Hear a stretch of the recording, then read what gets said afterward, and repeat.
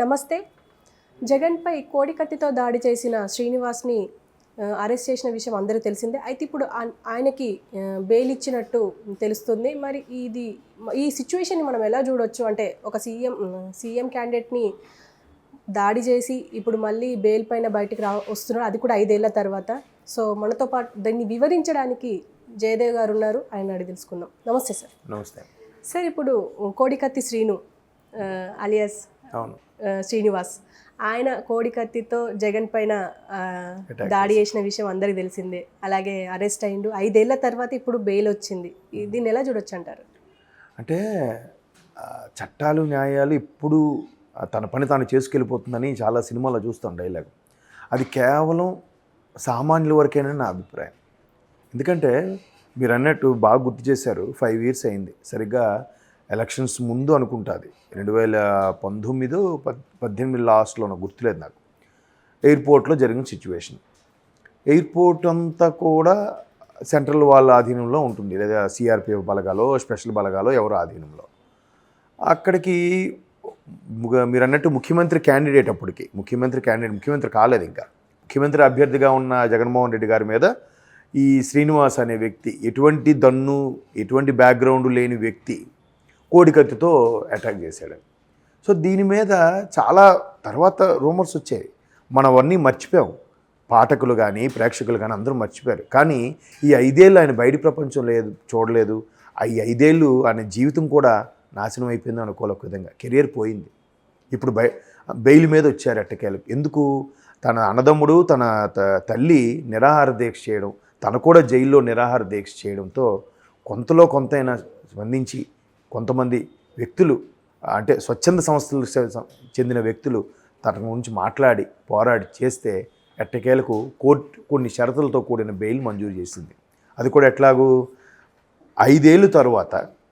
అంటే చూడండి, కోర్టులు కూడా ఎంతవరకు అనేది మనం అంటే విమర్శించే స్థాయి కాదు. కానీ 5 ఏళ్ళ వరకు బెయిల్ రాకపోవడం ఏంటి? దాని మీద ఒక కేసు ఏదో నడవకపోవడం ఏంటి? ఏదో ఒకవేళ నిజంగా ఒప్పుకుంటే ఖరారైతే శిక్ష పడాలి కదా, శిక్ష కూడా పడకపోవడం ఏంటి? దానికి సాక్ష్యం చెప్పడానికి సాక్షాత్తు ముఖ్యమంత్రి జగన్మోహన్ రెడ్డి గారే రావాలట. ఎందుకు రాలేదు? పేదల పాలిట పెన్నిది, ప్రజల సంక్షేమం కోసం ఉండే వ్యక్తి ఒక సామాన్యుని ఎందుకు అలా వదిలేశారు కదా? నిజంగా తప్పు చేస్తే శిక్షించండి. శిక్ష పడలేదు, అలాగని బయటికి రాలేదు, బెయిలు ఇవ్వలేదు, ఏది కొలిక్కి రాదు. ఎందుకని? ఎంత దారుణం కదా. ఆయన వెర్షన్ ఒకసారి ఆలోచిస్తే అంత బాధ అనిపిస్తుంది. ఇప్పుడు కూడా 25,000 పూచీకత్తుతో 2 గజెట్ ఆఫీసుల సంతకంతో బయటికి వచ్చారు. ఎక్కడికి ఊరు దోర్లు పారిపోకూడదు, ఎస్పెషలీ మీడియాతో మాట్లాడకూడదట. ఆయన మీటితో మాట్లాడితే ఏంటి నష్టం? ఎవరికి నష్టం? ఎవరికి ఇబ్బంది? అంటే చూడండి, కోర్టు కూడా ఇలాంటి డౌట్స్ రైజ్ చేసేలాగా కొన్ని షరతులతో కూడిన బెయిల్ ఇచ్చింది కదా.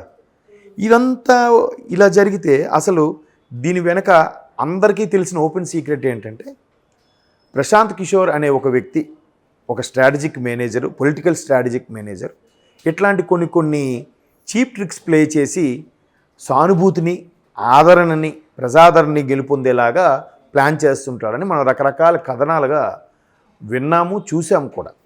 మొన్న ముఖ్యమంత్రి రేవంత్ రెడ్డి గారు అయితే ఇదే తెలంగాణ ఎలక్షన్ క్యాన్వాస్ను డైరెక్ట్గా తిట్టారు కూడా. ప్రశాంత్ కిషోర్ లాంటి వ్యక్తి ఒక బూత్ పదం లాంటిది ఏదో ఒక తిట్టుతూ ఇట్లా హత్యా రాజకీయాలు చేసే వ్యక్తి, ఆయన స్ట్రాటజిక్ మేనేజర్ అంట.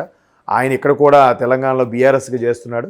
బీఆర్ఎస్లో కూడా ఒక ఎమ్మెల్యే మీద ఒకరు అటాక్ చేశారు కదా, ఆయనే బతికాడు. సో ఇవన్నీ అటువంటి నేపథ్యంలో రాజకీయాలు చేస్తున్నారని చెప్పి రేవంత్ రెడ్డి గారు పబ్లిక్ స్పీచ్లోనే తిట్టారు. సో అది అందరికీ తెలిసిన విషయమే.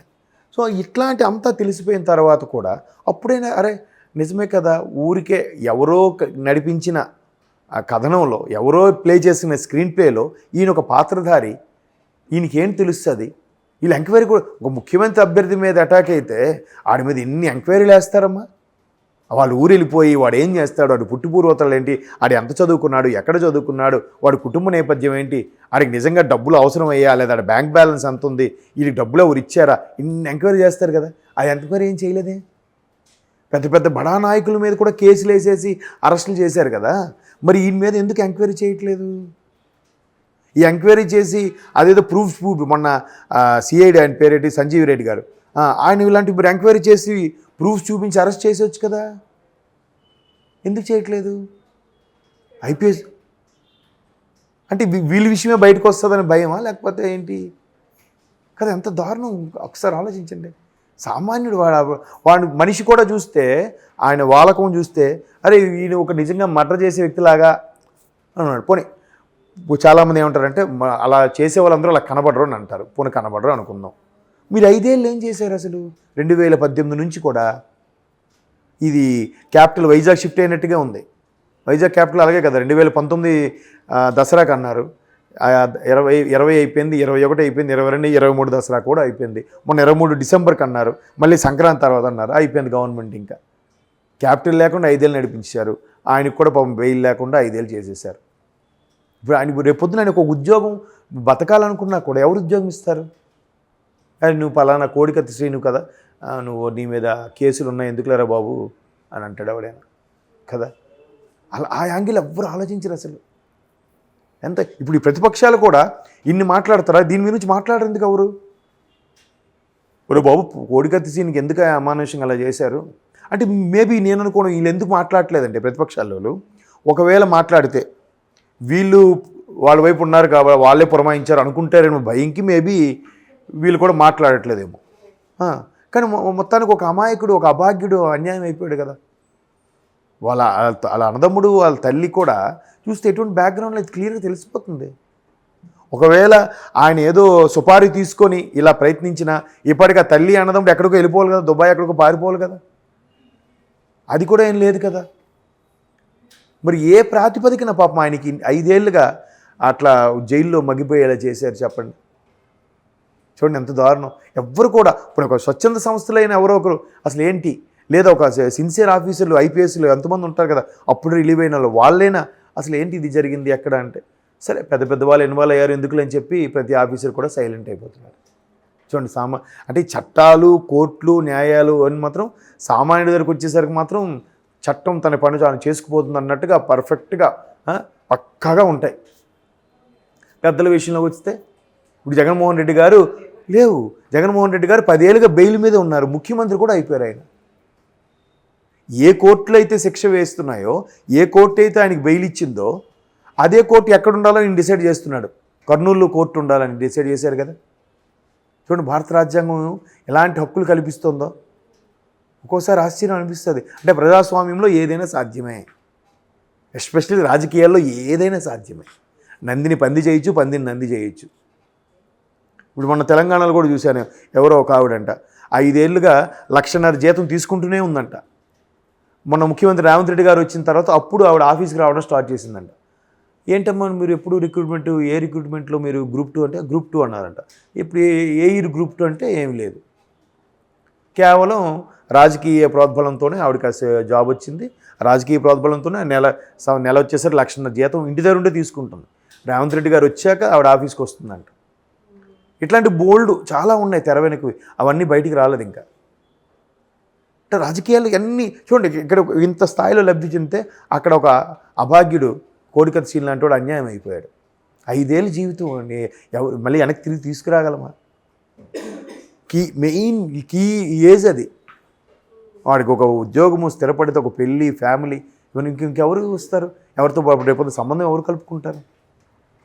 ఎవరు ఆలోచిస్తారని అటువంటి సామాన్యుల గురించి? అవన్నీ ఆలోచిస్తే ఒక్కోసారి చాలా బాధ అనిపిస్తుంది. సర్లే మళ్ళీ అందరితో పాటు మనం కూడా చదివామా, మర్చిపోయామా, కాసేపు బాధపడ్డామా, మళ్ళీ ఆ ప్రవాహంలో కొట్టుకెళ్ళిపోతూ ఉంటాం. ఏం చేయలేం, అంతే. వ్యవస్థలు అలా ఉన్నాయి మరి. అంతే. Okay sir, thank you.